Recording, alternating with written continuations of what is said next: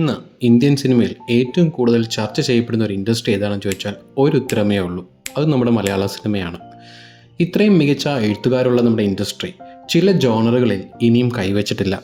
പ്രേക്ഷകർ കാത്തിരിക്കുന്ന എന്നാൽ അധികമാരും പരീക്ഷിക്കാത്ത 3 അൺഎക്സ്പ്ലോർഡ് ജേണേഴ്സ് ഏതെല്ലാമെന്ന് നമുക്ക് നോക്കാം. Welcome to film talk Malayalam. Treasure hunt movies. ഹോളിവുഡിലെ ഇന്ത്യാന ജോൺസ്, നാഷണൽ ട്രഷർ പോലുള്ള ചിത്രങ്ങൾ നമ്മളെ ഒരുപാട് ത്രില്ലടിപ്പിച്ചിട്ടുണ്ട്.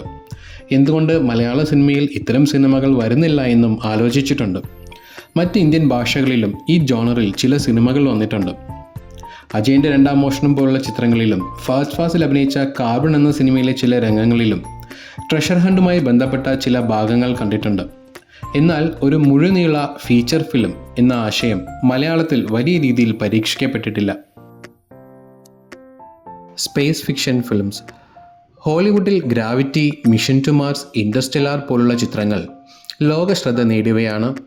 ഇന്ത്യയിൽ തന്നെ തമിഴിലും തെലുങ്കിലുമായി ഇതുപോലുള്ള സിനിമകൾ ബഹിരാകാശ ദൗത്യങ്ങളെ പ്രമേയമാക്കി പുറത്തിറങ്ങിയിട്ടുണ്ട്.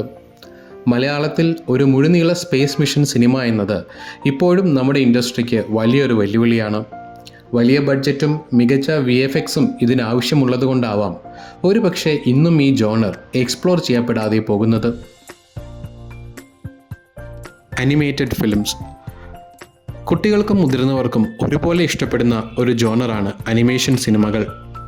ഏഷ്യയിലെ തന്നെ ആദ്യത്തെ ലൈവ് ആക്ഷൻ അനിമേറ്റഡ് സിനിമയായ ഓ ഫാബി റിലീസായത് മലയാളത്തിലാണ്.